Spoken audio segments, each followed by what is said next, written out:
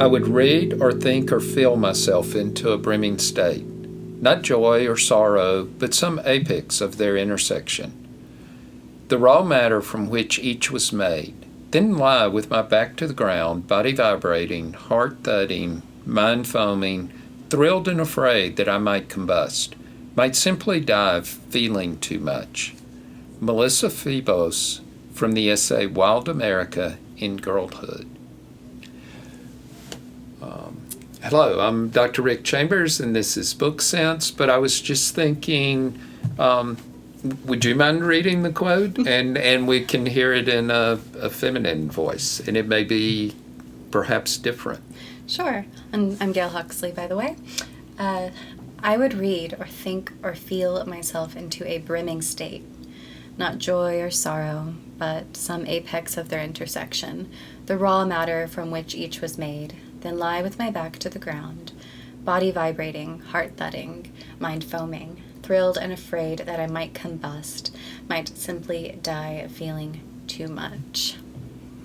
So I know I kind of surprised you with that, but it struck me, my reading voice in a way has been trained to take feelings out of everything and experience and kind of to come from this objective place. And yet the content of this is all about like feeling and experience. It's describing this intense feeling that later on, if I could, find the quote, I'll go ahead. We know we're recording because things are going wrong. Yeah, well, I'll go ahead and bring this up while I tried it. So it's from, much of what we're going to be talking about today is from this book called Girlhood by Melissa Febos, I think is how to say her name. I'm just going to put the book down now. Yes. And we'll be talking a little bit about Mean by Myriam Gurba, but mostly about girlhood. So yeah, I was really struck by this because that is like, that intensity of emotion is what reading felt like as a kid and still does feel like at its best now. But it's also, when you think of reading, you think of just some like being really enclosed and like, some little bookworm in the corner reading. But it's really, along with your mind, it's Excellent. This bodily experience when a story moves you. And we'll talk about it a little bit later. Because we're going to talk about a lot of stories. We're talking about Promising Young Woman, and I was talking about how my cheeks were red because I was just so full of emotion. But yes, it's this reading, that's the word that can help me find it. Hallucinatory. Okay, yeah, yes. Childhood reading was hallucinatory. And I think and it's strangely connected, so our imagination lessens a bit as we grow older because we lose our artist or inner child unless we're lucky. But it's also this experience, I think, as a child we're able to really be in the world. And you talked about how the psyche, like indigenous culture psyche, was outside in the world. It wasn't within. And I think that was part of it. It's our ability to be in the world as well and participate in it is why reading felt so emotional. She also talks about, I was a magician with a single power to disappear the world, and that she would emerge from afternoons of reading, she says, my life like a foggy half-dream through which I drifted as myself bled back into me like steeping tea. And so it's this also positive, this really wonderful type of empathy that she's experiencing, of being in the story, of her losing her boundaries of self, and then this tragedy of getting a little bit older, and empathy and our loss of boundaries is something dangerous and harmful. Excellent, yes. So reading is perceived as very passive and very quiet, very still, very isolating almost. But this is like full body reading. Yeah, and I wonder, so I'm not sure this is fair, but I think about this when I think of fiction. as I grew up or got a little bit older, or if I talked with some men about reading, they'd be like, I don't read fiction. I read nonfiction. I read something that's educated, that it's learning. And so part of me, when that sunk in, I was like, okay, well, I have to study when I read. I have to read these serious books and approach it in this way, in this more like cerebral way, when my natural instinct to read any book was to read it like an excited kid. Yes. For all of us, reading is tied with education in school. And our attitudes toward reading, it's so like foundational and formative. On the other hand, there is another way of reading that has nothing to do with school and an institution, or so there would be taking a fiction book into a movie. That's a little more like kind of vivid for some people, but what she was describing is way more, or then there would be from movies to like a computer game or a virtual reality game or something. So you're a little more engaged, a little more participatory. But what she's talking about like blows that off the scale. It's so engaging, so participatory. And it's almost like it's a lived experience. Yes. When I look back at some books, I loved... And an embodied lived experience, like full body, not just the mind. Yes, and it becomes like a memory, too. That childhood reading. I look back at reading The Nightmare Hour by R.L. Stine, or Scary Stories to Tell in the Dark. Yes.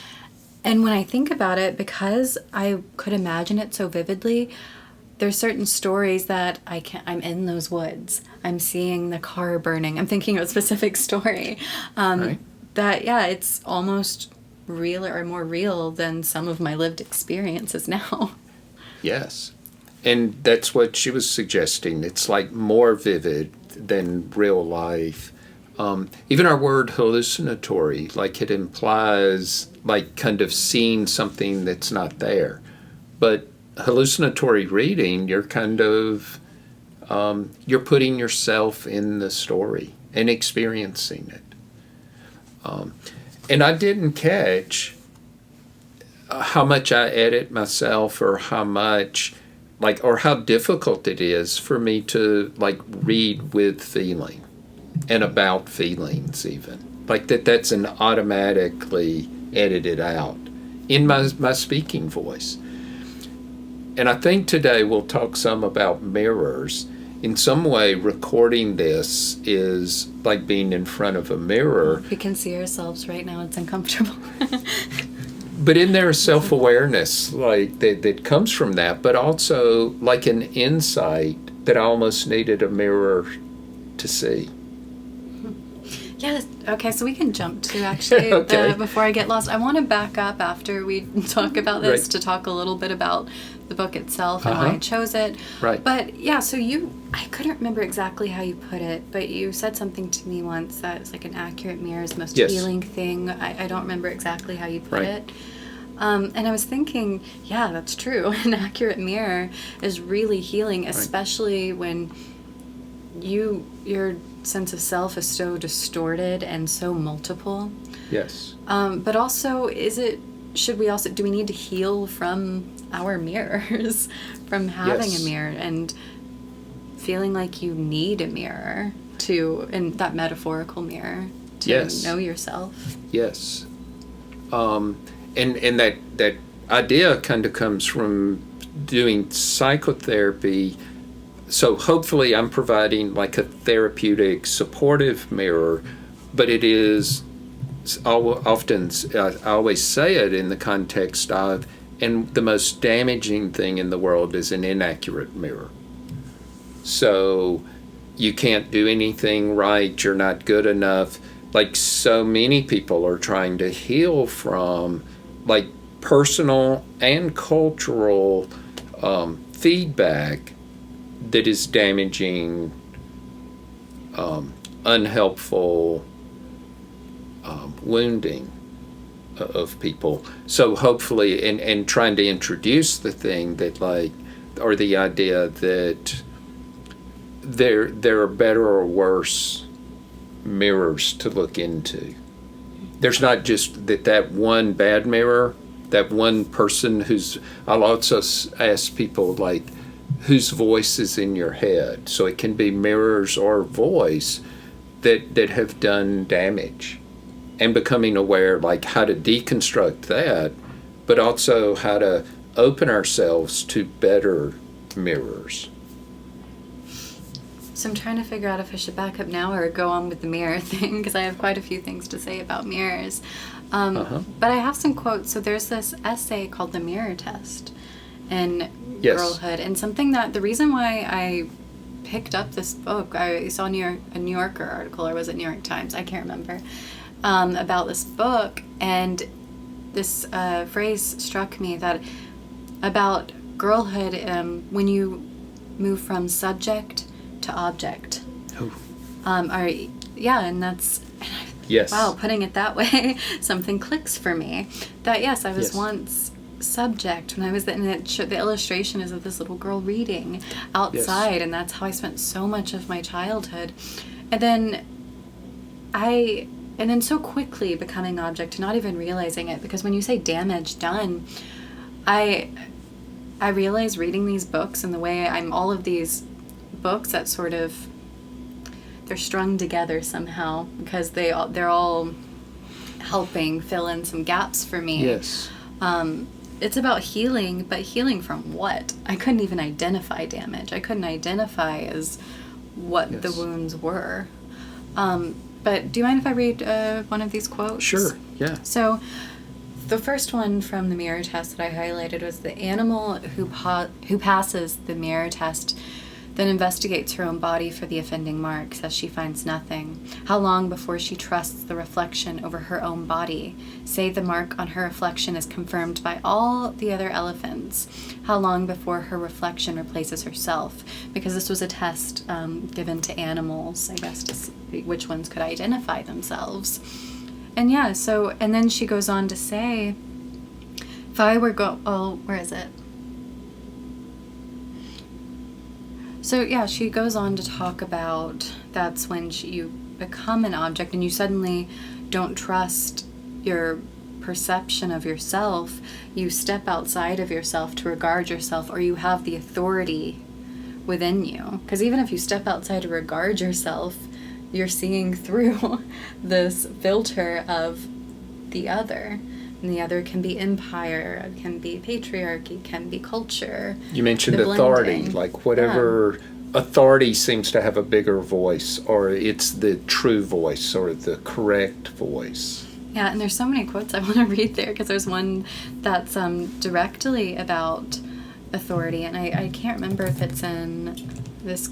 Typing sound's going to come through in the microphone surely, about the Panopticon. Yes.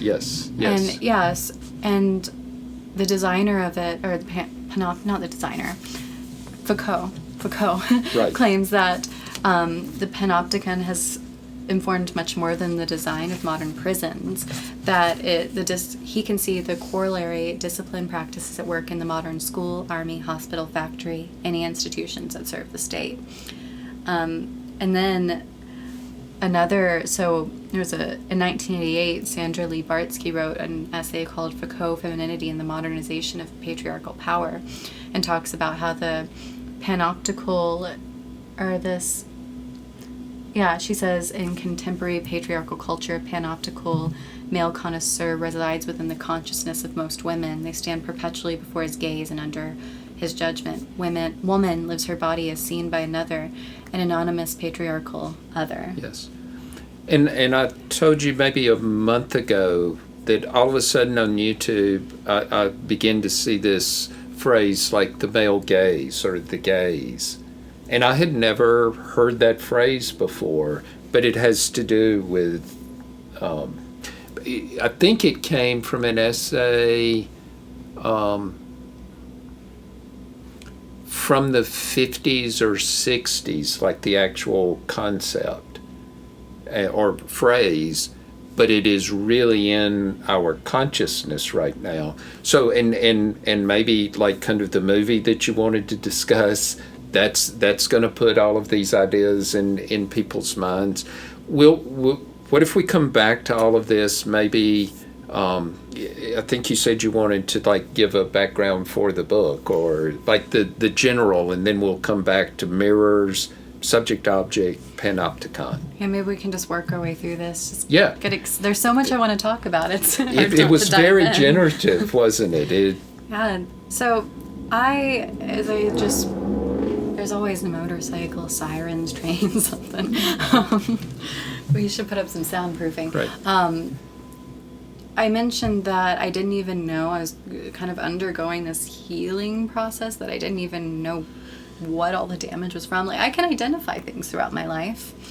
Yes. But I felt so deeply wounded, and what my experience was didn't seem to line up with how wounded I was, and I couldn't figure it out. And so anyway, I started reading. I didn't even start reading. It seemed like these books just sort of appeared in front of me, or these which films. Is always significant. Yeah, and so I want to find the name of this show because I'm going to talk about it as well. It started with what was it? I May Destroy You. It was a show written by Michaela Cole, who it's a wonderfully written. Really affected me. In this one, she's assaulted, and then it's about her sort of coming to terms with it and the process of it as well, and it set me off. And like kind of in the way the movie we're going to talk about, Promising Young Woman, was, and it's almost this maybe I'm past this process in a way, because I watched this one and I remember feeling, so in this word, there's certain words that feel so silly to use but triggered as an accurate word, as watching her come to terms and try to figure out what happened to her, and all these people in her life are assaulted in little ways, and even the little ways are taken seriously, and in some ways it gave me permission to take myself seriously or what happened to me. So it's a great show, but it started with that, and then I read Girlhood, and it brought me all the way back in time, because weirdly I was thinking, it's strange, I'm not that old. Why does my childhood feel so blurry to me? Why does it feel so cut off? Why can't I remember so much? Yes. And then I read Girlhood, and my life, it was almost like life flashing before my eyes. So much came back to me, and it helped me be more, link things together, but see the origin of whatever pain and whatever happened, not even pain, just how things happened. And then, so I'm going to map this out before we jump into it. And then that led me to watching Promising Young Woman, which we'll talk about quite a bit in this, because it's another one that, while I May Destroy You put me like deep into trying to figure out something, Promising Young Woman was, in a way, like I felt like this breakthrough I can move to another chapter. And at the same time, I was reading Mean by Myriam Gurba. So reading all these books and Mean is about what it says. This woman who is mean, and as a girl she's mean, and when do you need to be mean? What is mean? I cannot be mean. But she's embraced it. Owned it. And I was wondering, like, how can I be mean? Especially as a white woman, but I feel like I'm about to just go off on this tangent, because there's so much that I want to say and connect, because I've been thinking, but there's these, it seems like all of this content has the undercurrent of femininity, of girlhood, womanhood, that is dealing with pain, but in a way that makes me feel more empowered and not ashamed of it, or puts me back deeper into a hole, helps me look at it. And then, so maybe this is a good... Yeah, and what if there's, it sounds like it almost creates this hope of re-narrating or dealing with this pain in perhaps even a novel way. personally, but also culturally. As you were talking, I was thinking kind of an exciting thing about Jungian ideas is that often our personal lives, there could be something, if something's this intense within our personal lives, there's also something going on in the collective consciousness around these same issues. And it's kind of this intersection of our individual personal lives with larger cultural issues. That's certainly something worth talking about, I think, and exploring as we're going to do. Yeah, I don't think it's there is something, I think there's this collective unconscious, something's coming out of it. The reason why there's all of these stories that have something, obviously they're told from individual perspectives, really quite different, but there's something connecting. And as you said, like really feminine-centered or female-centered. Yeah. It's also, we want to, often at Book Sense, we're always encouraging people to like kind of treat their lives as their own narrative or to kind of author their own lives. But Girlhood, it like kind of opened up your backstory, or now it's like kind of you're exploring like a backstory, but with perhaps different eyes. Yeah, and your own narrative. It's not taking, none of the facts change, and it's not new facts, but how you're seeing things. I can be gentler with myself. Oh. I think that's part of it. I can still, it's not taking all of the saying I have no blame, I'm innocent, which Correct. as a child I was. Yes. But I would look at myself and be so punishing. Even, and that carried over today. I'm like, why were you like that? Why couldn't you just be more confident? Why did you hate yourself so much? Why, like, just so many, I was being really mean to that younger version of myself, and I've been writing about it and like been getting up, writing 3 pages every morning, and I realized I was writing about my younger self in third person. I thought that's usually so arrogant, but it's so I can be gentler with that self. I had to say that younger girl, that girl, and what really affected me in Girlhood is she talks about her relationship with her body, and I'll read something from that. She talks about, where was it? Well, I can't, every time that I go to look for something, I can't find it. Oh yeah, so she says, the resiliency and strength of my young body was a source of comfort in face of this dissonance between inner and outer worlds because it offered a link between them. The body was a weird, unfathomable masterpiece, a perfect shard of what coursed through that channel. And talking about it as a channel, her body was something to help her explore the world. She talks about she has big hands, and she loved her hands as a kid because they helped her climb trees. And then when people started making fun of them, she was embarrassed of them and she closed in. And that she said that then she started hating herself because she looked more womanly earlier than everybody else, and then her world just changed. Suddenly, childhood was over. Yes. And you're a young woman, which it's a term that doesn't make sense unless you're over 18. But she said she had moments where she would look at her body and say, I'm so sorry I'm doing this to you. Why am I being so mean to you? I'm so sorry. Looking at it as this other.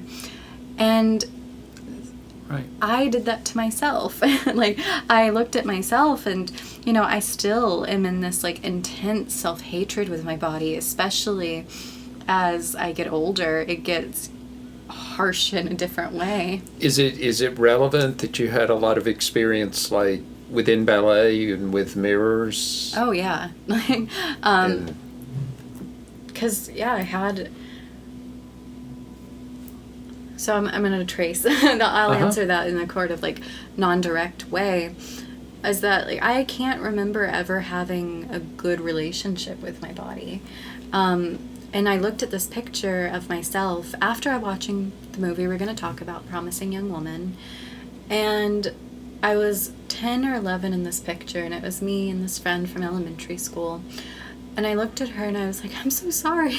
Why was I so mean to you? And then I wanted to say that girl was innocent, but she wasn't. I was already at that age. But I remember that I would rejoice if I saw my hip bone sticking out at that age. I was already affected by media influence. And then at 9 or 10, I was dancing. I developed an eating disorder at 11. Because of seeing myself in the mirror, I started like... But it's very artificial, culturally imposed aesthetic. Yeah, and it was like the early 2000s at this point, and the skinny, like, people, Yes. I remember seeing Right. Paris Hilton, Nicole Richie, like, getting really skinny, and them, or Nicole Richie getting skinny, Yes. and talking about skinniness as, Yes. you know, you don't even want to be curvy, and at that age, I was naturally skinny, but not enough. And I did have, ballet reinforced it, being at this, seeing myself in the mirror, and the mirrors, there were fat mirrors and skinny mirrors, we called them, and, horrible concept, but they actually did change our body. And then I had ballet teachers, like, I had stomach problems, and I would have a teacher go, you need to, like, watch your diet. I was in a size 0. You need to work out, because I had a little bit of a stomach at the, or not even a stomach, just my, Right. I was a girl, my lower stomach. And 16, I had a man poke my butt and go, what flavor of Jell-O is it? So yeah, I never had a chance. So I can't... There was always a sense of not being good enough, or not being enough, or... And of this, like, not loving, not kind relationship with your body. And it comes from, like, I've been tracing it, you know, because I think why at 10 or 11, it wasn't just media. Part of it is, you know, what a lot of people who don't have an absent parent, you know, you feel like unworthy just because your parents are supposed to love you. Why doesn't Yes. one of them care about being around? Right. So, you know, it's this cliche of, like, daddy issues. I was doubly vulnerable. But she talks about, Melissa Febos, she talks about erasing herself and erasing, I can't find it. Right. She says that when you give your body away, or when it gets taken from you, its physical form becomes impossible to see, because your eyes are no longer the expert. Your body is no longer Yes. a body, but a perceived distance from what a body should be. And she says virtue lies only in the interminable act of erasing yourself. Yes. I remember first reading about anorexia and its, like, kind of relationship to trying to disappear. The irony of 0, like, of a size 0, and that's still not being good enough, is bizarre. Or cruel, I guess, would be, if that's the cultural lie, that we adopt as our own thoughts, our own perceptions, versus it sounds like it was exciting, just someone articulating again what it's like to be in the body before this, like, hyper awareness and judgment about the body. Yeah, because it brings back something that's kind of that experience of being in the body. Little memories of that start to flicker again. And if it Okay. starts to flicker, I remember I was sitting in my mom's backyard last week, and I was thinking about what it was like. I spent Excellent. all day outside as a kid. And I remembered I wasn't that concerned about my body then. But I remember the way that I was just so I felt a part of, like, the grass and the sun and all the itchiness of the grass and getting dirt on me. And I couldn't until recently feel so a part of things up until, like, recently. And Yes. going outside and allowing myself to be, to feel that way and experiencing it again. Yes. A great image for the psyche is a plant, especially a tree, but there's something plant-like about our psyches. And what you're describing there is, like, with a plant, there's something still alive. It's kind of like you can go back to your memories, or these books have helped you kind of find, like, the roots or something that is alive the body itself and the experience of being like kind of this very different experience of being like embodied and trying to nurture that, like the parts that are alive, trying to nurture. Yeah. And so the focus of it, I realize, I feel like my life is so cut off from girlhood. But reading this too, you realize that you're still, even though I say I have to look at my younger self as from like the third person perspective. I realize how nothing really has changed and the way I regard myself. And that, so erasing yourself, there was a cost to not erasing yourself, to adding, to being seen. I was trying to erase myself. Yes. So if I was wearing the right clothes thin enough, no one would notice me. I really didn't want to be noticed. Except it felt really good, like a confirmation that I was doing the right thing if men, even as a girl, or boys, paid attention to me, if they shouted at me, if they wanted to use me. And even with women, like as an adult, when I gained weight, women were the first ones to call it out, to tell me, to sit, even though I should have been fine with myself. I still, as an adult, couldn't wear what I wanted, still felt ashamed of myself, still do. And that's why I'm trying to find this quote where I think that she explains it really well, and I hope that I included it because, she says, knowing what we've been conditioned, doesn't undo it. She said, I had surveyed myself for 2 decades, nurtured the fear that if I didn't, I'd expose some hideous corporal reality that would repel those whose affections I most craved. I couldn't just decode it to stop. And she goes on about that, and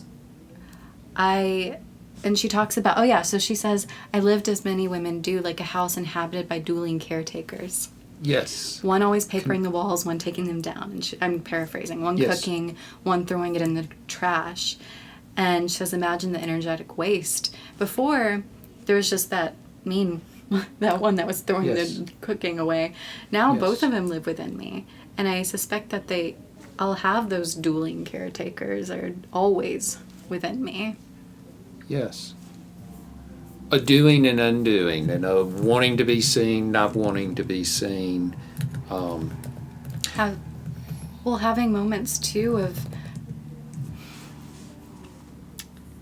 feeling freedom and not feeling, not at all free. Yes. You're very brave for like kind of selecting this topic and being so open about it that and it has inspired like many quotes that the book sends these sheets to prepare for it are very important and have some gems in them that it is really always hard for us to get to everything that we need to discuss around a topic. And I want people to know we're not discussing this from a place of like resolution or of knowing. We're exploring this whole area. And these scent sheets I'll put them in the Google Doc in the description. But so I feel very, I don't want to say open, but I used to write about all of my personal life a lot around like 19, 20 years old, and to an embarrassing degree. I didn't even realize it. And then I became really closed off. And so part of recovering myself is showing way too much. But it feels, I don't know. It feels like recovery. So that's part of it. I wrote here about something like building blocks. I feel a bit silly when I talk about some aspects of feminism or girlhood or using words like triggered or talking about, because culture has kind of made it like that it's like, okay, another feminist like this, or this word is so fake deep, or this word is so overused it's without meaning. But something that's really occurred to me, just as I felt really silly for looking at that picture of myself and then looking at my body and being like, I'm sorry, you're all right. Yes. And it's the building blocks, these cliches, I think, are necessary to embrace them so we can move on to something deeper and more individual, and truer. Yeah. Kind of fake deep and all of that can shut down a lot of conversations and a lot of exploration that may need to happen. And hopefully, like, it's never really about just you or just me, unless we feel this could apply to many people. We wouldn't talk about things on here. Yeah, well, so I don't think it's just like his Girlhood. It's from her very specific experience. Yes. But it's a shared story. And she does share some other stories.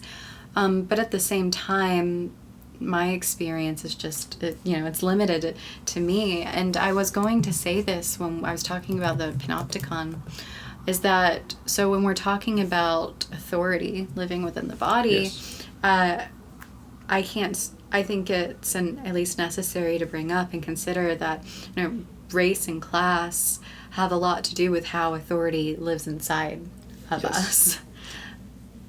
So I can't really speak for anybody else, but I do recognize that, and that's why sometimes I feel uncomfortable talking about my specific womanhood, girlhood, coming from someone who, despite some things happening to me, being lucky and a white woman. And yet, can we talk about this subject without being personal?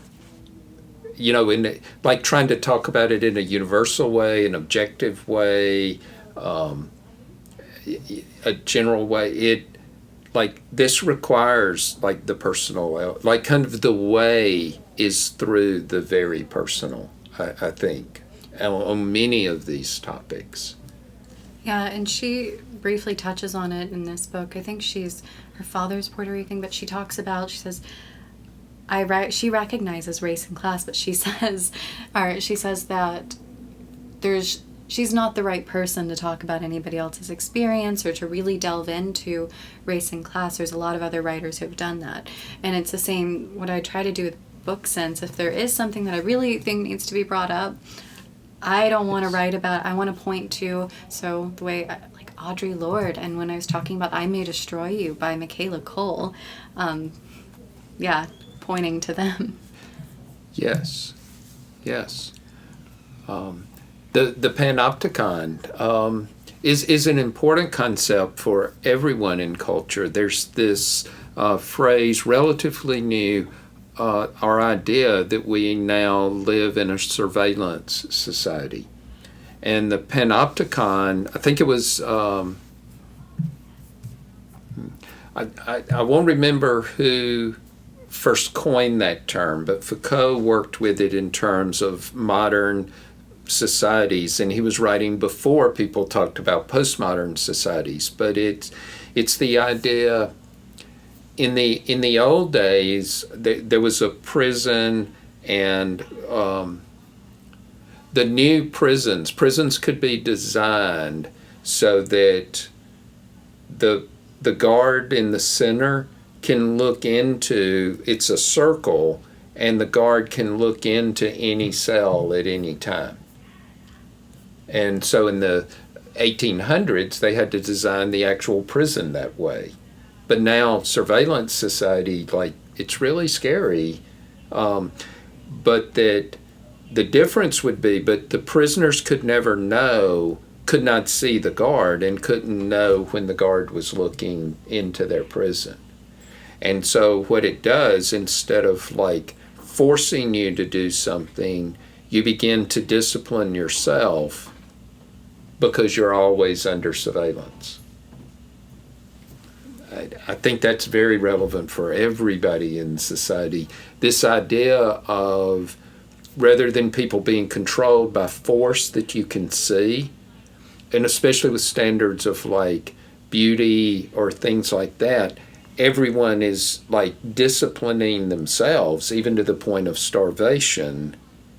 And it doesn't seem like somebody else is doing it to you, but it gets confusing. Am I doing this to myself, or is someone else doing this to me?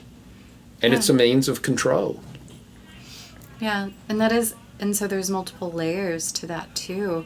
I put in the questions I was asking. So and they overlap so much, it's hard to distinguish. So surveillance and authority, empire, culture, family, all of these others. Gender, race, class, it all. Yeah, and it all blends together, and it's so you can kind of look through everything and pick out, so, all right, this is authority, this is like that patriarchal values. Right. But I can't imagine, I was thinking, how... But it becomes harder and harder to distinguish what are my own thoughts and what thoughts have been implanted. What is my own discipline and what discipline has been imposed.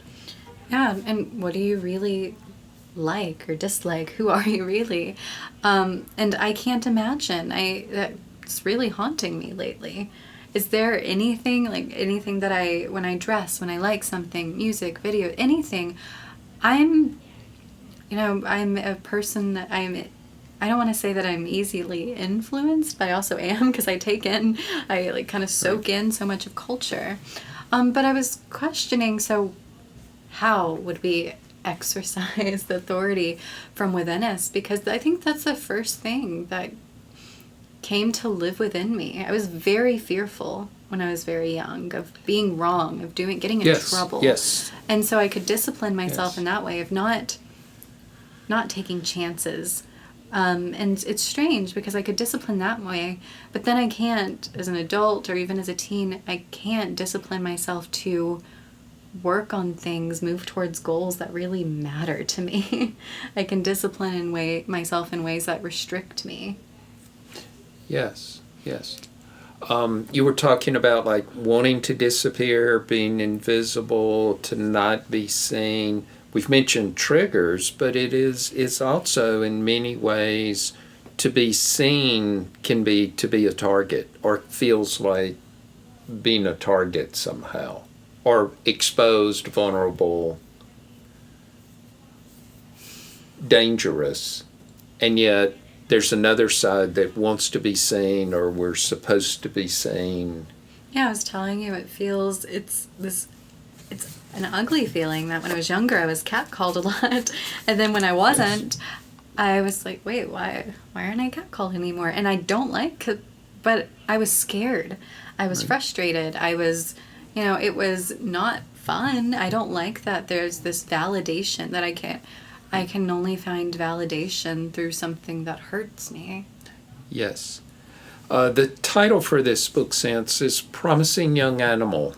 So it brings up this term, like, what do animals have to do with what we're talking about? And then I had to ask you, is that a play on Promising Young Woman? Yeah. So I'm glad you brought that part up. I'm trying to get to places. All right. So she talks about in Girlhood, there's one essay called Wild America, and I loved this essay. She talks about that she would be almost like animalistic and wild as a child, in this, but not in as the way when you think of wild now, it's like drinking, partying, going out, whatever. She said that she would watch this nature documentary, and that she was raised a vegetarian, but she took a watermelon outside and she would tear into it like it was meat. And that sense of wildness, and I was another moment, because lately, and I think that it's because so wild like nature. Yeah, wild as being an animal. And I think that you said you resonated with that as well in the quotes that I put up on Instagram, on our Book Sense Instagram, of wildness, because I said that I thought that I need to party more. I need to, they say, while you're young and you can go, be crazy. And Yes. I was careful when I did things, but I've been feeling the need to be wild. But now I realize, like, what I mean by wild is, like, I want to go out in the woods and, like, dig my fingernails through the soil. Yes. And as we were discussing this, I think I brought up, like, this idea that I feel like I was never completely taken out of nature, that nature is still, like, kind of, I'm still part of it, it still lives in me. And so this, like, kind of, we've made nature and culture into opposites, nature and rationality into opposites in a way. And yet, and so what if we've done, I often say we've done the same thing to our souls as we do to nature. We treat our souls, nature, animals, all of these we treat in the same ways, or we've devalued in the same ways. Emotions. We also, like, all of these things that were rejected, especially in Western modern enlightenment. The idea was, like, to overcome nature. But these stories of childhood, it's about, like, kind of, instead of being wild, it's like being natural. Mm-hmm. And being in nature and realizing, like, humans are animals, humans are, and the animal means, like, moving life, or the very word animal means movement. Like, animation, animal means, like, animated life. Like, so there is something, like, instead of rejecting our kinship with animals, something about, like, embracing it. And I think it has to do, too, with, so Melissa Febos brings it up about freedom. As a kid, you don't really control, I controlled myself really early on, but kids, they're always moving their body, they're just like jumping around, they're in weird positions on the couch, and as an adult, you're supposed to be very, like, yes, you discipline yourself, but that discipline can go so far. I think tapping into that sort of animalistic quality as an adult, as I was kind of dancing around last night, I was just letting my body move however I wanted to, and now I find myself sometimes in public at the checkout register, I'm moving my body and whatever, and looking very weird. It's not being an animal is partially, it's moving away from belonging to conforming in a way. And so when I say belonging, I'm going to bring up this other book. Oh, that's really good. And I didn't think about that until I read this quote from Mean, where I thought, it's interesting, they're both bringing up being animals. She talks about, excellent. She went to Catholic school, and she talks about they were reading out this prayer, something like, "Oh, Father, what was it? I forget, art thou in heaven." She started screaming it with her friend for some reason. They were screaming these prayers, and she said, our ears rang, our cheeks burned, we laughed so hard, we possessed the carrot. So she says, what we'd done wasn't for any father. It wasn't to hear our voices in unison, to shout, it was to hear our voices in unison, to shout, to enjoy being animals together. We were animals deep in Eden, animals that would never leave Eden, east, west, south, and north of a place that is no man's land. And so there's, again, that bonding with a girl that is so difficult now or a lot of girls, I'm sure, can understand this, like, really deep bond that does happen in girlhood. But somehow, when girls are turned away from each other, there's needs to, or this, I don't blame any girl, I did it myself, to kind of dig into each other. But yeah, that belonging and play. Yeah. And getting, like, kind of caught up in the play. And not thinking about it. They're not thinking about how loud they are. If they look crazy, they're just letting themselves... They're doing it correctly. Yeah, they're in this flow. And that's part of it, is when you're disciplining yourself, when you have forced yourself to conform, you can't really be in this flow, just being in the moment, letting yourself be. I wonder what it would have been like in your dance experience to have had the, like, kind of, to fully embrace, like, a lot of modern dance is kind of animal imitative or like wild, and then have it like structured into controlled. You kind of picked the most controlled like end of the dance spectrum. Yeah, and well, even with modern dance, there's like modern dance is hard to really. I took a contemporary ballet class last month, and it was really heavily based in modern, and it's in some ways harder than ballet for me. It just looks. Right. But hip hop is another that's this freedom with your body. Obviously control, but I was so embarrassed when we took hip hop classes. My ballet teacher would stand outside and laugh and be like, "Look at Megan," and that's because I was afraid to let my body go. Ballet, there's this confine, but then once not confine, but there's a structure. Once you know it, you can use it for freedom. But yeah, I was choosing something safer. Now, and I was graceful. I wasn't free. I was free on stage a little bit, but the freest I've ever been. Which is ironic. Yeah, because I was being watched by sometimes hundreds of people. I was at the Fox Theater, but yet I was less aware than ever when I was performing of being watched. I was more in the flow than ever. But I got off track there. Right. But yeah, so dance is a good example of that. So you mentioned the animal test. Like, does she go into detail about the animal test? I mean, I kind of have an idea of what it would be, or... I need to... Well, in biology, there is this kind of point, and it requires a certain amount of, like, brain size relative to body. There's a certain point where...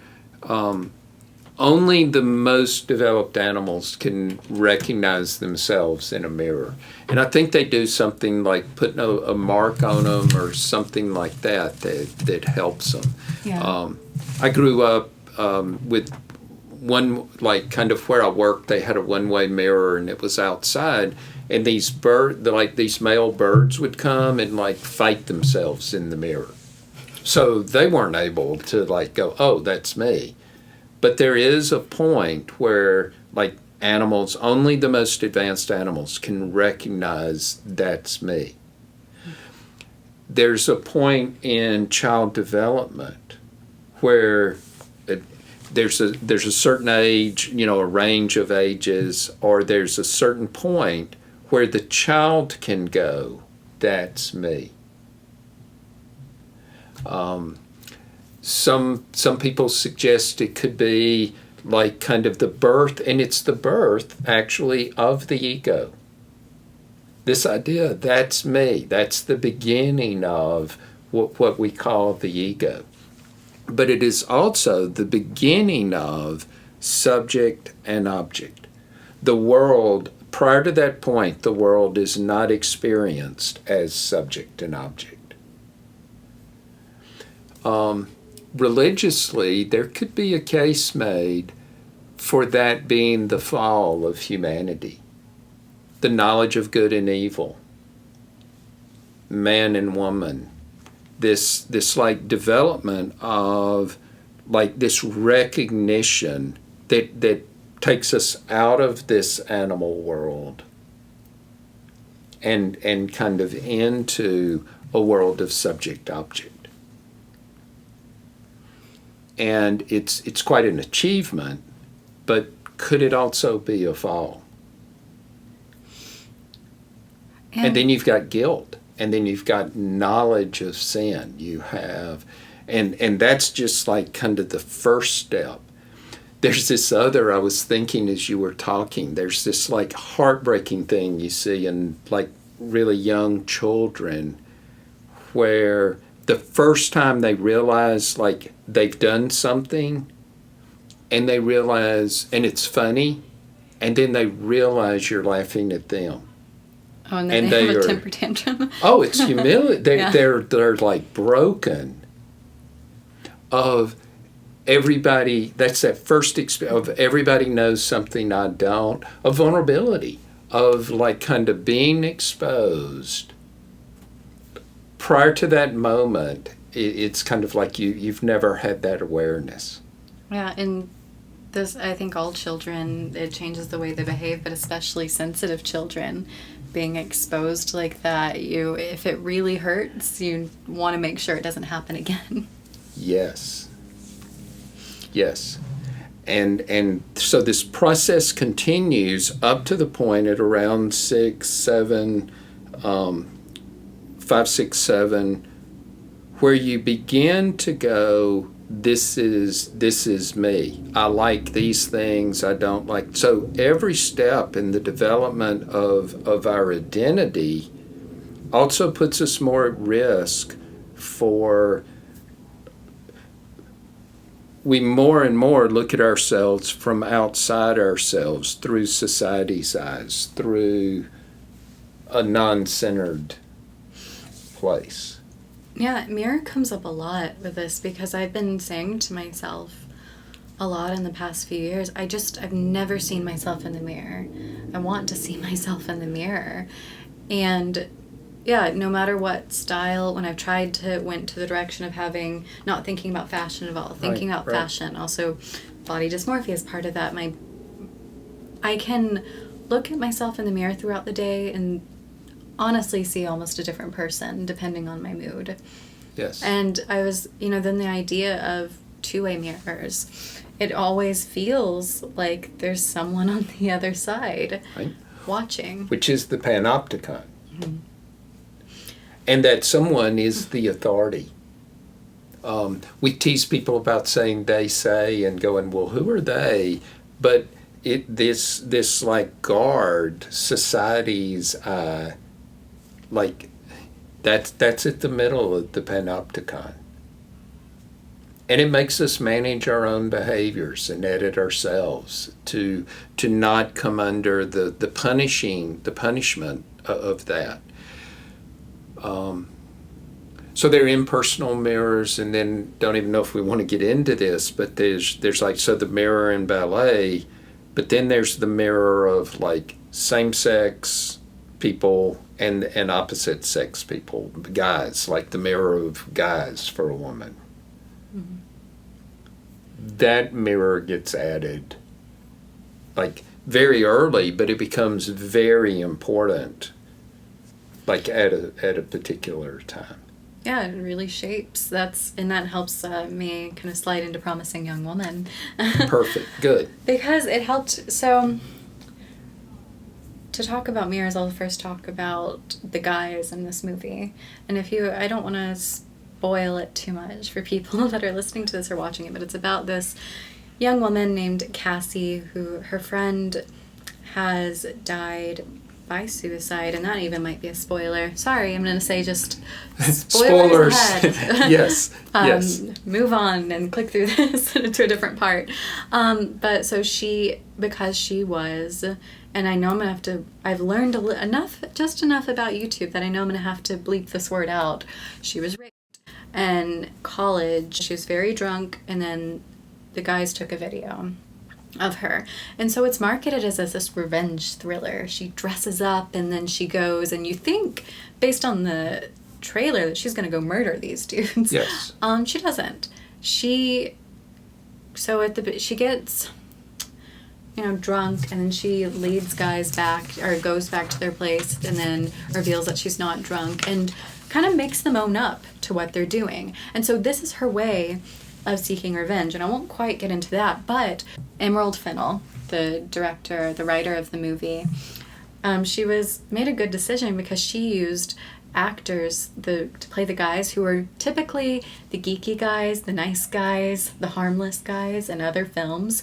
So we're not threatened by them at all as we go into it. Bo Burnham plays the love interest for it, and he's just like, I love his work because he does actually seem really understanding of women and seems like a good guy.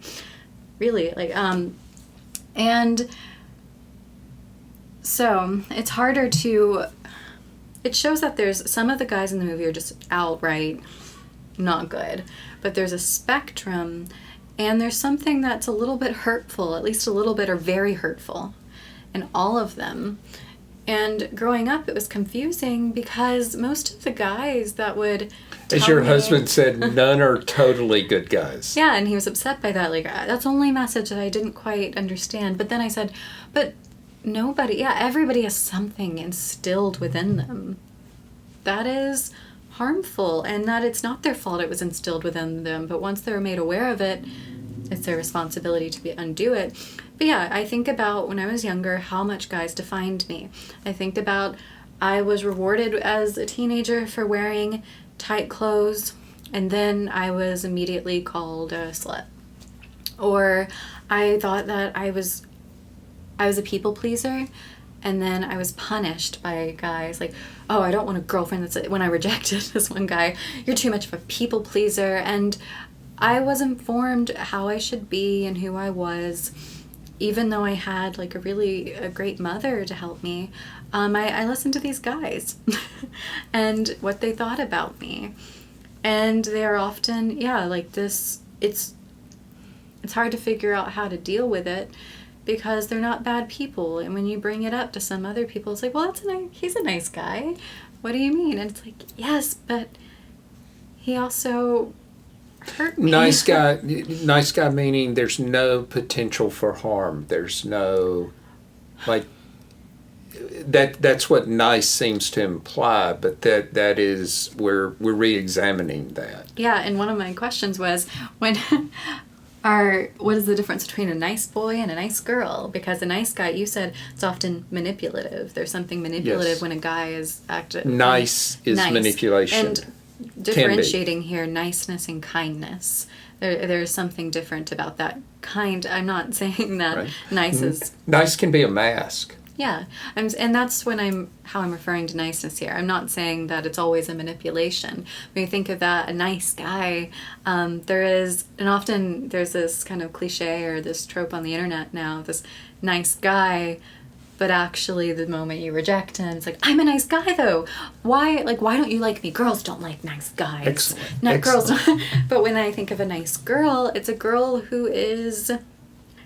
she fits in, and I've been that girl most of my life, fits into the confines of cultural defined femininity. And that can be like the overarching, so American can mean so many things. Nice girl means something a little bit different for me than it does someone else. Yes.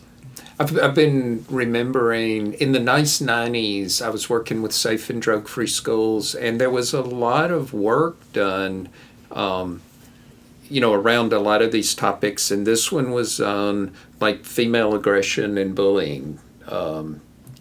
It was a little bit after Mean Girls came out as a movie, and so the title of some of these workshops were like Mean Girls, and this one I think it was from Queen Bees and Wannabes, and the lady this was like curriculum designed for high school or middle school girls, that was saying, so here's the box of acceptability.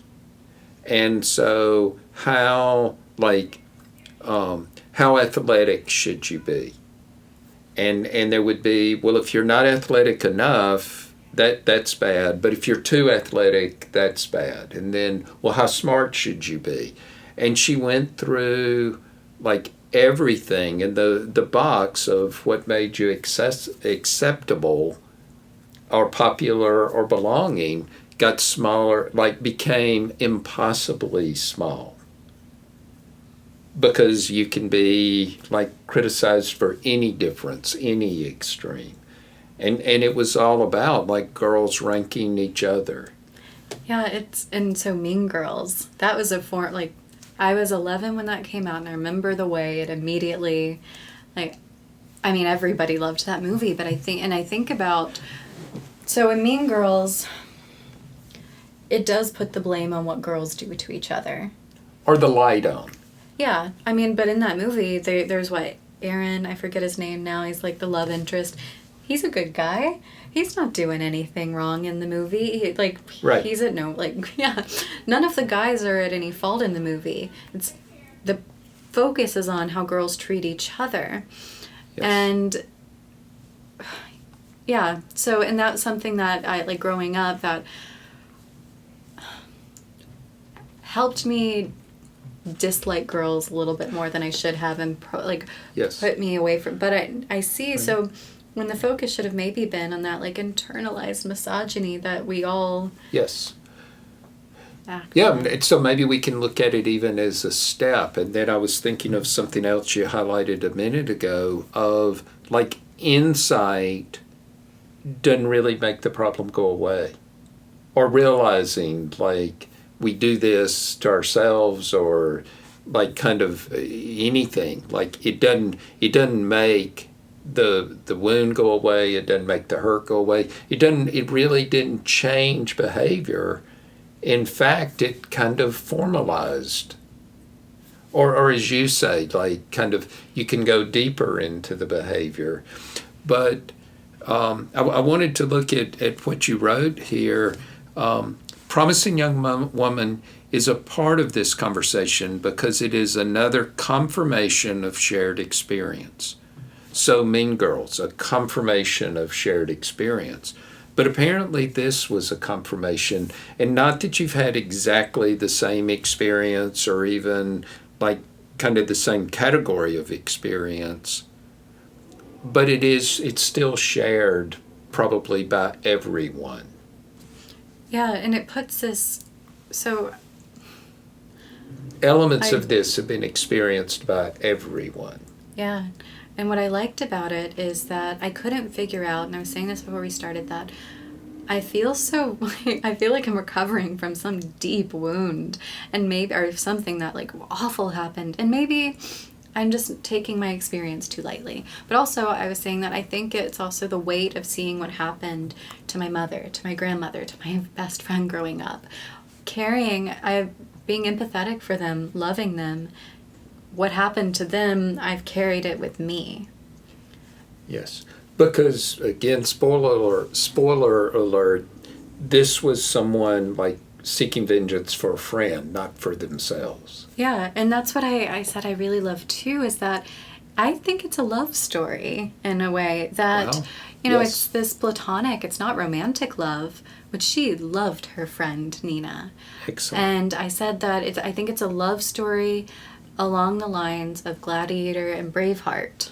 Yes. Because in Gladiator, Braveheart, again, they've been out for a while, so the spoiler is, Oh, yeah. It's been a while, but right. Something happens to the women they love. They die, and so that inspires them to rise up, and they kill people. Even, in war, they kill people who might not directly deserve it. And even, I thought of Taken, his, I will find you and I will kill you. And the audience is going, yeah. Yes.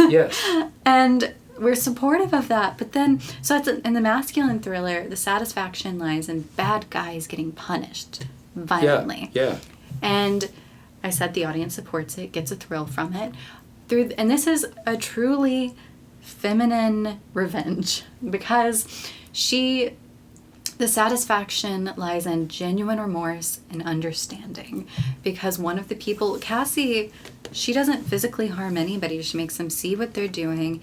At one point, the lawyer who was defending the she goes to him expecting to get revenge on him, but then he admits, I can't sleep, I'm so guilty, I'm so sorry, and she forgives him. She doesn't. She walks out, and there's like this, you assume it's a hitman. And right. He goes, do I go in? She goes, no. And he says, am I getting paid? And she goes, yes. But yeah, that's really what she wanted. Yes. Marketed as a revenge thriller. Thriller implies like violence. But somehow, even though it's almost weird when you go back and consider that there is, again, like, this is the ending, so spoiler for that. There's no way to talk about this without talking about the ending, so watch it and come back. But, she is murdered. There's violence at the end. She's murdered by the guy who raped her friend. But she doesn't, but it's still, you think, wait, she didn't actually do it. It hits you after the movie that she didn't actually physically harm somebody. Yes. Because it almost feels like she did. And a lot of men apparently were upset. Not a lot, I don't know. Just some men, at least, were apparently upset by this movie, thinking that why that she shouldn't have acted the way she did. And I guess it's because she was manipulative. And I wonder if she just went and just like sliced all the men. And of course the tone is different. And like where they're just going through, there's the music, and in this one she uses Paris Hilton songs. She uses a instrumental version of Britney Spears. The tone is so different. It's so feminine that I don't know. I guess you're. In one way, it's disarming, but it's also dark, I guess. Yeah, and it is. Yeah, and it is I've been listening to the instrumental of Toxic over and over again because they make it. Yeah, it's very dark, and it's there's something mysterious like building up in that. But calling it a love story along the lines of Gladiator and Braveheart, and you're not just trying to pull the guys into the. Like, because those are guy movies. Be really confused probably by the comparison. and like kind of how guys have reacted to this movie. Yeah, also even calling those movies, the real motivation was about like kind of love and protection, and heroic, like of that being heroic. But what if the problem of all revenge movies has been, like, what if revenge doesn't solve it either, in the same way as consciousness? Oh, I know this is a problem. That doesn't heal the wound. What if even revenge doesn't heal the wound? But I think you've done something really, really neat. The satisfaction of revenge is different through a masculine and feminine point of view. In a masculine thriller, the satisfaction lies in the bad guys getting punished violently. Audience supports it, gets a thrill from it. Through a feminine perspective, the satisfaction is genuine remorse and understanding. That may be a novel understanding. I can't remember, like, forgiveness being a big theme in a movie.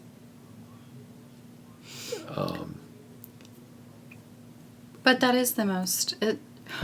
There's nothing. So I related to this partially, and this kind of helps me lead into what I want to talk about as well, because we're probably. Yeah, we're coming. Yeah, we're over an hour here.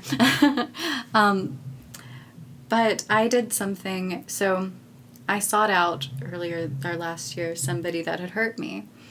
And it didn't occur to me when I was younger that it was, well, what had really happened. And all I really wanted, and I felt crazy for even seeking this person out, but all I wanted was just for them to understand how they affected me. Yes. I didn't get the remorse, really, or their understanding of what they did. But if I had, I would have been able to be released from it.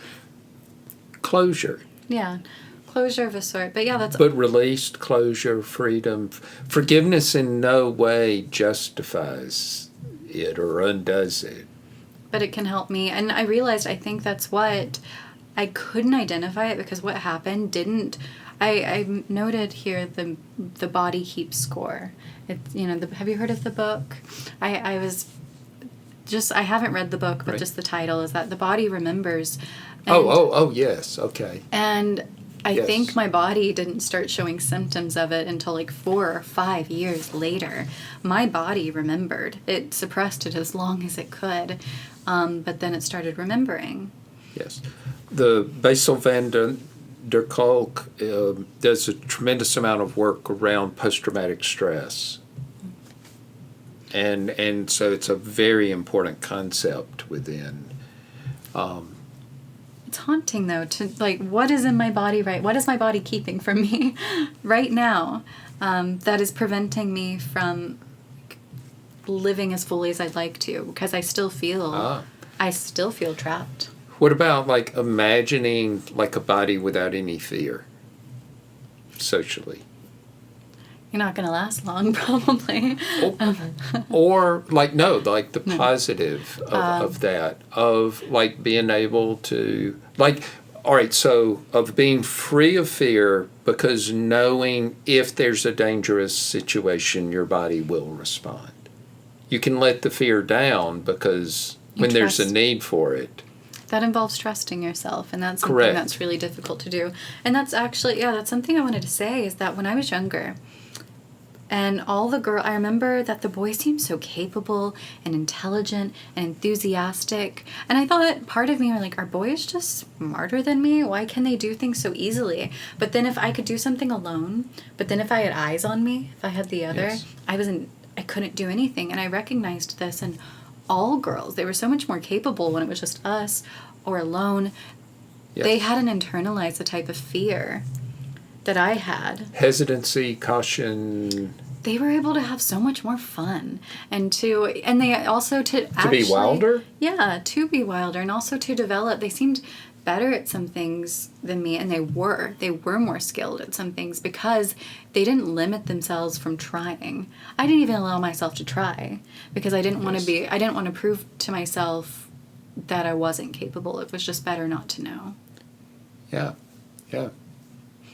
So a guy learning skateboarding is like falling and able to like kind of show the scars. Yeah. And it's okay to fall because you're trying this really hard thing. Yeah, so that actually, I wrote this thing a few years ago about loving when I got bruises on my legs, because as a kid, Yes. I always got bruises, and now doing pole dancing, even though it's something that's considered like very sensual, it's more like being a kid for me, because I'm just like hanging upside down, doing all those things, and now I have bruises all over me all the time, and I love it. And it's freeing, it's extending to other parts of my life. You said it was like similar to having like monkey bars or something. Yeah, like it's play. When I learn something new, I ask my husband, like, "Come on, look at me." It's, right? Yeah, it is play. Right. What about in the same way as what if in our development we do have to learn how to like externalize, separate subject and object, look at ourselves from outside ourselves. It provides the ability, even empathy is like going outside yourself into the other person's experience. And so, but maybe taking back this experience, the healing may not be revenge. It's not even like awareness or consciousness. It may be, as you're doing through your dance, bringing this like awareness of being inside your body instead of outside, inside your body looking out at the world instead of out in the world looking at your body. Especially with a critical or judging eye. And looking at it as a pet that you really love. Yeah, what did I say? Something about innocent? It's, okay, let me bring that up. So I said it's strange. Because the body is innocent. Yeah, and by othering it, but it's weird. So I have to feel like I am my body to experience ecstasy, sublime, yes. like the sublime, yes. to be in right. the moment. But right. yet I have to separate myself as my body is this innocent other, to be gentle with my body. And all of these flaws that I see and I'm so ashamed of and I want to get rid of and I'm frustrated with, if I look at myself as my body as this innocent other, I'm like, why am I doing this to you? That's fine. I wouldn't look at anybody else and think, that's ugly, you need to get rid of that. Never. Yes. So the golden rule but this journey toward treating yourself as you would treat others. That's usually done in order to treat others better, but it's also necessary in order to treat yourself better. And it's really uncomfortable to do. And you know, we were asking, like, where's the standard? We don't know where the absolute standard is or the accurate eye, but being as gentle with yourself as you are with others, or as kind to yourself as you are to others. That's a good place. That's a pretty good standard. If you're naturally nice to others, which I'm going to veer a little All bit right. too. So when I was talking about that, I related to Promising Young Woman in some way because I sought someone out. In this book, Melissa Febos talks about a friend of hers something happened to her and she contacted the guy years later just to talk about it. She was a writer recording it. And she told herself that she would not take care of him, that she would be honest about what happened. But then she found herself reassuring the guy as they were on the phone. And she taught, the last essay in this book is, thank you for taking care of yourself. And she goes to this cuddle party, and it's all about consent. Say no if you feel maybe, say no. So authority is giving you complete permission and support. Yeah, and so that was where she went to practice consent.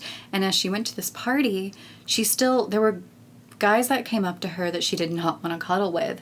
And she said yes to a few of them anyway. She felt really awful about saying no. And so she was at this party with her girlfriend, and her girlfriend said, I think you need to go back and say no to everybody. And so she went back and she practiced saying no, but she said, it's so ingrained within me and all girls, all women, to take care of men, even if they're like, and in this case, they were just asking for something, but it is so ingrained in us to take care of men and to be nice. And to not hurt. Yeah, and that's something that you might feel for everybody, but it's really hard to have boundaries. And boundaries are seen, and I associated it with being mean. Being mean felt like a sin. Boundaries felt so wrong.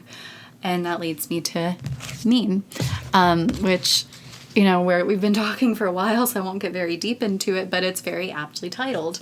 I'm a little afraid of talking about it because I really respect Myriam Gurba. Right. But in some ways, she is mean in a protective way. I don't think this is a woman who's going to let anybody walk over her. In some ways, she was mean, and I was uncomfortable throughout the whole book, while also relating to parts of her, like really admiring her honesty. And that's so overused, like, this was so brave and honest. Right. She was honest. Right. In a way that I aspire to be. I found this book inspiring. So she had it made me reconsider mean, because I said, so how am I allowed to be mean? As especially when you think of mean white women, you think of Karens or something. It's often in this negative way. But should I, like, my mom growing up apparently was very mean little girl, and still in some ways she considered a mean woman because she is not afraid to defend herself at all, and I was embarrassed as a child of it.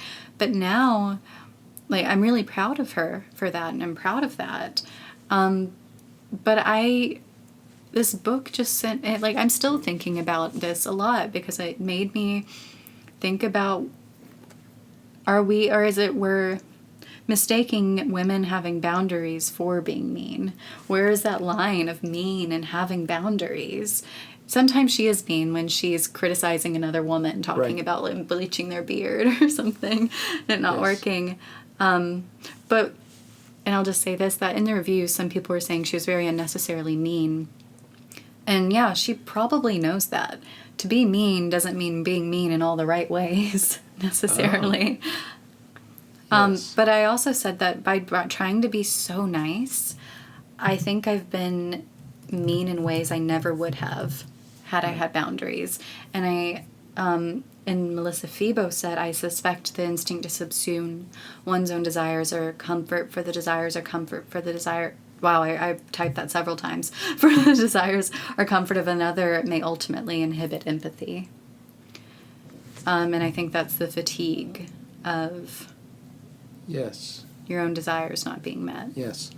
So with mean, like, I have this phrase, the sacred no, that I use in therapy to really draw out the importance and the simplicity and the power of no.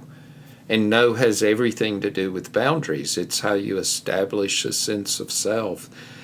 And at the same time, I say no is never violent toward the other person. No is like, I'm not going to participate. So it may disappoint the other person. It may make the other person mad, but it is not like doing anything to the other person. It's not imposing anything on the other person. But it can still be dangerous to say, like, so with, again, a lot of this book is about, yes. If you say, so girls, if you're an object, she talks a lot about empty consent. Yes. Your body is just to be used. What, like, yes. What right do you have? And I, yes. although, and I think this is probably the case for a lot of women, I grew up and I was really afraid of, like, ashamed of sexuality. I was raised that, you wait and not to talk about it, really. So I hid a lot of it, but at the same time, I could never say no, even though probably if I would have said no, my history would be totally different. And maybe, like, the people I've been with would have been a lot more, actually, if I was able to say no in the ways that mattered to me. I might have been way more promiscuous. But also, no, I've said no to a guy and then he freaked out on me. Yes. And so that's what I mean by no can be dangerous. Sometimes you say, like, it's better not to say no. So for many years, I worked at a domestic violence shelter, and they would say there's something wrong with my picker, like I'm picking the wrong guys. And I would say, no, there's something wrong with your keeper. It is, but what if, like, saying no is the best way to find out who the other person actually is? Like, how the other person responds to the no is very valuable information and is revealing. But yes, it can be dangerous. It can be everything from a nation. It can be, like, no is very, very powerful. But then how power reacts to no is the real key to things. And it's still confusing. I don't know if you'd think it would get better so when you're in a relationship or something with no, because then if you're in a relationship, there's supposed to be this, give and take, compromise or whatever. And then it's so confusing when you say no and it's like, okay, am I being too selfish? Am I not giving enough of myself to the other person? Especially when no and boundaries are new. So throughout this, we're still at the same place and yet struggling with the lady at the cuddle party, like kind of going back and, like, realizing how difficult, even when she had permission to say no. It was kind of like she had to be at the party to realize that. What if struggling with all of this is so unresolved? You've been very open and personal. I've been very, like, kind of clinical and objective because I don't know any other way to be. I can't even stick a toe into this. And it's good to have balance in this podcast. Well, we'll call it that. But it is not resolved, and it's something we work on throughout our lives. But it's something that our whole culture is working on. I do think there's this intersection, like it moved you personally. All of this is moving. It's moving everybody. And I think with kind of putting out this idea, like at the end of Revenge, where all the bad guys are dead, or you've kind of it also that connects with justice or whatever, or punishing the wicked, but it's like the story ends there, but with, like, forgiveness and understanding. That's the beginning of a story. That's what we need in order to continue, like, our stories and living. And I think it's a novel, kind of scary thing. Yeah, because to even consider. Sometimes people who have been oppressed or who have been just wronged, they're told they need to just forgive and move on. But so forgiveness and understanding, there's responsibility on the oppressive, yes, or the people who are just wronged to understand, and that understanding to actually mean something. Excellent, because the understanding could be not just like, it's not the bad guys, it's like a lot of the forgiveness is of yourself. Yeah. Or the shift and the understanding is toward yourself. It's hardest to forgive yourself. And understand. Shifted. I don't know how that happened. And understand yourself. Yeah. To be gentler with yourself as well. But so that process, though, while it's still an ongoing process, I said, there's this quote that I loved in the book that said, "My darkness has become my work in this world."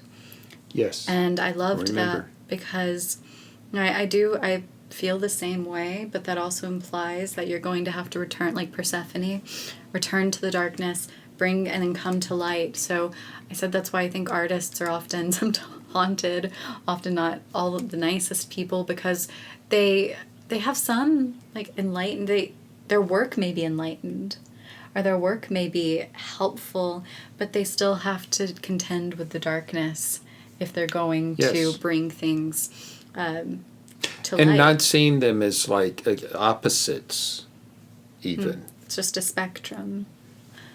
Yes. So, and I it's never going to be resolved, I don't think, because I was questioning, like, how do we exercise authority and culture from ourselves? And I think that is by reading and listening and talking and watching all of these stories and taking. And then maybe years later, the process begins healing. And also at the time, like the 70s are different from now. Now maybe is an opportune time. We are really working on these things. Yeah, but I was also punishing myself because I thought, I've done all this reading and why haven't I changed? I'm just now seeing a change in myself, and that's because I'm allowing myself these very small acts of freedom that somehow snowball really quickly into bigger acts of freedom. But we're just going to, you do your work, and then if you want to pass it along, so somebody might take a grain from your work. Yes. To give themselves. Or from this conversation. Yeah. If you can take a grain from this that will help you, that will maybe you can pass on to somebody else that is totally unrecognizable from what we've talked about. Yes. That's great. From the sense sheet. And again, the sense sheets will be available. We have a Patreon site. Please like us, subscribe. This won't be the last time we talk about this, but we're going to have to end. Yeah, if you're still here an hour and a half later, we appreciate it. Because we're not going to resolve it. We're going to have to just end, I think. Yeah. I mean, if we resolved in an hour and a half, that's very impressive. But all right, well, thank you. And sorry about the shift in angle. I don't know when that happened. There's a ghost over there moving it. Yes. Playing with us always. Thank you very much.